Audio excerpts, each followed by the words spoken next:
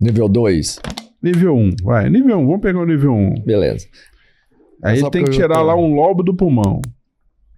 Um pedaço do pulmão, significativo, para ficar curado. Vamos pegar essa. O que eu tenho que responder pro cirurgião? Assim? Esse paciente tem condição de eu tirar esse pedaço de pulmão e ele sair da cirurgia respirando bem?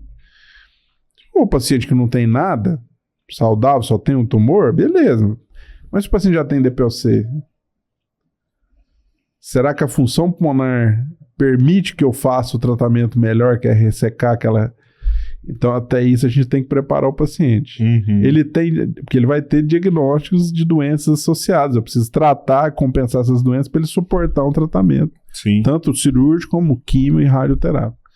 Mas, em geral, a recuperação é boa. Né? A gente não usa toda a capacidade do pulmão, a gente usa tipo 80%, não é isso? Não diria para... em porcentagem é difícil de falar, né? Mas a gente tem uma reserva muito grande. Mas um cara que sofre uma sequela, aí sim ele começa a usar o que ele tinha de reserva ou não? Se você pegar, por exemplo, só para você entender assim, isso não é só isso, mas o sangue que passa lá no capilar pulmonar,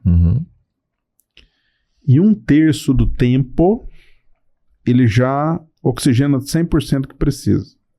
Tá. Então tem 2/3 de tempo que o sangue passa ali para me oxigenar, se eu tiver alguma doença, alguma limitação. Para você ver o tamanho que é uma maneira de ver, né? O tamanho que é a reserva pulmonar, que eu perco se eu não cuido do meu pulmão, né? Então cuidando, já é difícil, mas se não cuidar. Todo mundo tem ruga, certo? Sim. Uns mais e uns menos. Por que isso acontece? Porque depois de 20 e poucos anos, eu começo a perder fibra elástica.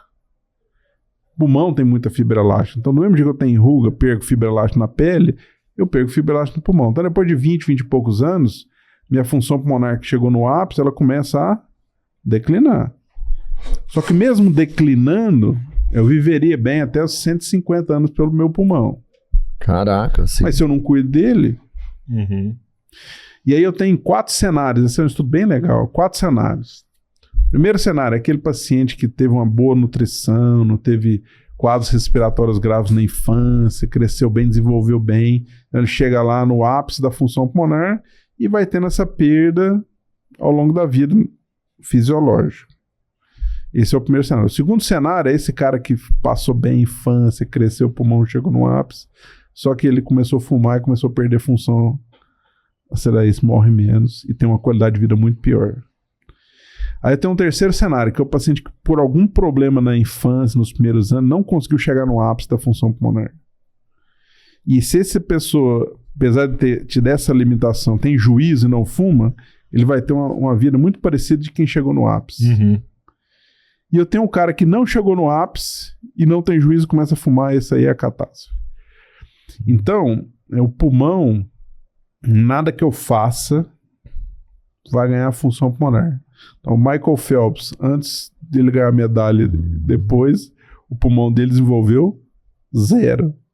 O que melhorou nele foi a capacidade muscular, eficiência de muscular e a parte cardíaca de chegar o sangue, chegar o oxigênio, o nutriente lá na célula para que ela funcione bem. O pulmão mesmo não muda nada. Engraçado, eu já ouvi falar que o cara fumava, sei lá, o cara fumou 10, 15 anos. E aí depois ele parou de fumar e vou fazer uma natação. E aí ele conseguiu desenvolver mais capacidade ali no pulmão dele ali e melhorou. Ele desenvolveu capacidade de exercício, mas não do pulmão. Vou te explicar como é que é. A gente começa a fazer academia, que é o princípio da reabilitação pulmonar, que não tem nada a ver com fazer exercício de pulmão. Então você começa lá na academia, você anda 10 minutos na esteira e cansa, certo? Mas você é persistente. Aí você vai andando 10 minutos, a semana que vem você está andando 15, depois 20, depois 30, depois está trotando, depois está correndo, depois meia maratona, e assim vai. O que o pulmão mudou? Nada. 0. Mas você melhorou sua capacidade de exercício? Muito. O que aconteceu? A sua máquina produtora de energia, que é a mitocôndria no músculo, melhorou a eficiência. Se antes eu precisava de 1 oxigênio para produzir uma energia, agora com 1 oxigênio eu produzo 10 energias. E a outra coisa que melhora é meu sistema de entrega de nutriente, cardiocirculatório, o coração. Então, com uma bombada, se eu entregava 10 oxigênio, com uma bombada agora eu entrego 100. Muito. É isso que faz eu melhorar. O pulmãozinho, mesma coisa. Mas e a fisioterapia? Hã? E a fisioterapia pulmonar? A fisioterapia pulmonar, aí tem vários tipos, né? Naqueles pacientes que têm fraqueza da musculatura, que eu consigo medir isso, eu tenho exercício para recuperar força. Aqueles pacientes que têm doença que eu preciso limpar o pulmão, eu tenho que fazer medidas de drenagem do pulmão. Mas um paciente, por exemplo, com DPOC que tem a força normal, eu preciso o quê? Correr, andar, bicicleta e musculação. É isso que vai fazer a diferença. Isso que faz ele melhorar. E o fôlego no cara do mergulho ali da apneia é o mesmo sistema aí é da diferente. corrida?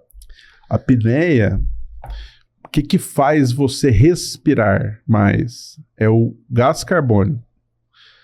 À medida que eu aumento a concentração de gás carbônico no sangue, eu estimulo a ventilação. Quanto mais CO2 no sangue, mais você respira, você ventila. Por que o CO2? Porque o que é o produto lá do metabolismo da célula? É gás carbônico. Quando você produz energia, você libera gás carbônico no sangue, que vai ser transportado e chega lá e você expira ele. Então, quanto maior o gás carbônico, maior é o estímulo da ventilação. O que o mergulhador desenvolve? Você treina. Ele suporta mais um gás carbônico alto no sangue, certo? Se você parar de respirar agora, o que vai acontecer? Você vai aumentando a concentração de gás carbônico, porque o metabolismo continua da célula, ele vai liberando, só que você não está liberando para fora. Chega um ponto que você não dá conta, você respira. Então, o mergulhador de apneia, né, o que ele faz? Ele treina e ele suporta, ele tem uma sensibilidade menor a esse aumento de CO2. Então, ele consegue ficar muito tempo debaixo d'água. Não tem nada a ver com pulmão, não. Olha fala só, de um modo bem chulo dica, mesmo. né? Se alguém quiser fazer uma pós, se ele hiperventilar, né, liberar muito CO2 e mergulhar, ele vai ficar mais tempo. É igual o cara que costuma comer pimenta. É desagradável, mas ele vai suportando aquilo. O organismo acaba se adaptando a tudo mesmo. O ser humano se adapta a qualquer coisa, né? Se eu pôr você para morar lá no Alasca, você vai acostumar. Se eu pôr morar no deserto do Saara, você vai se adaptar. Se eu te prender numa gaiola, você vai sobreviver. Se eu deixar você numa mansão, então... Você pode me colocar no pico de uma montanha com ar super rarefeito e eu vou me acostumar a respirar de acordo com a quantidade de oxigênio que tem ali. Tem uma tribo nômade que os caras vivem mais na água do que na terra. Já viu isso aí? Não. É tipo assim, 70% da vida dos caras é na água. Todo o consumo deles é dentro da água ali, peixe, frutos do mar, tudo, né?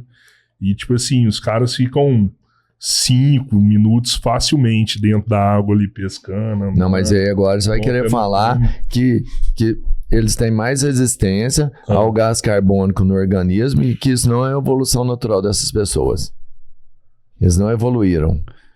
Não, então, tem gente que estuda que pode ser uma evolução, assim, né? Que, tipo, o pai e a mãe, né, dessa tribo ali tiveram um filho e o filho... Tem gente que fala que é evolução isso aí, mas aí não sabe também, porque, tipo, e se esse filho, em algum momento, ele for viver fora da tribo, vai para o Brasil, morar no Brasil... Será que ele não vai perder essa capacidade, essa habilidade? Não vai ir, lógico, e muito, e rápido. E na tribo ali. Depois acha o nome dessa tribo aí, Pedro. Esse negócio é massa pra caramba. Os caras, 70% da vida na água, velho. O ar rarefeito é outra coisa. Legal, inclusive.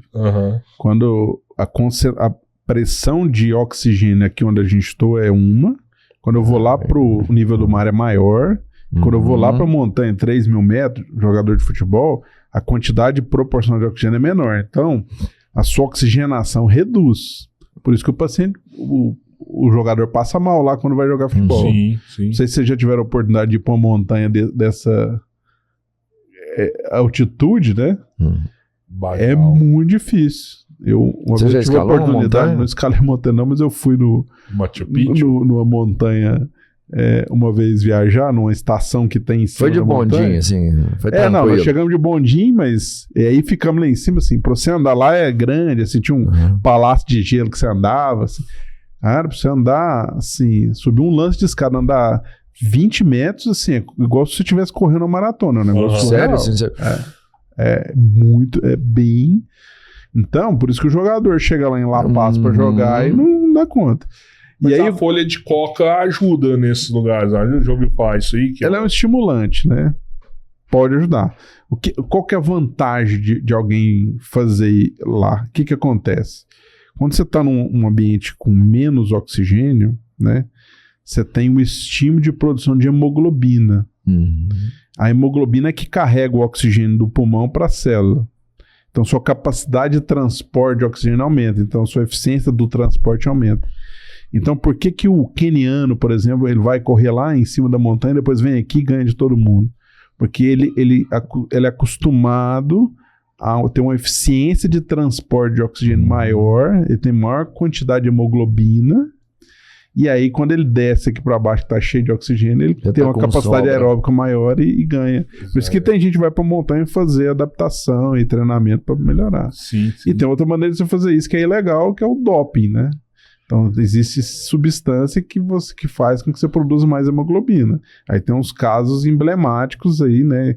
Que, por exemplo, aquele Lance Armstrong, aquele ciclista, ele usava isso para produzir mais hemoglobina, para transportar oxigênio, para melhorar sua capacidade aeróbica. E hoje, com a tecnologia que a gente tem, não tem como você burlar usar essas substâncias e ser enganado. Vai cair no doping, né? Se usar hoje, né? O Phelps, eles falavam que usavam também algumas substâncias ali que ajudavam ele também no desempenho ali.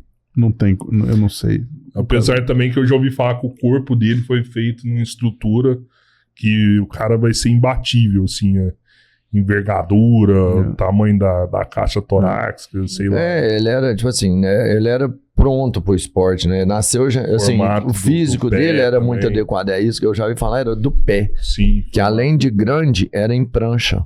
Né? Tipo assim, você tem pé que é grande, mas o dele era largo ainda, então era fudido demais. Nascer também, né? Não pode tirar o mérito total. Né? Algumas coisas ele fez, né? Mas eu sei que ele comia 15 mil calorias por dia, alguma coisa assim. Pra você ver que ele treinava muito.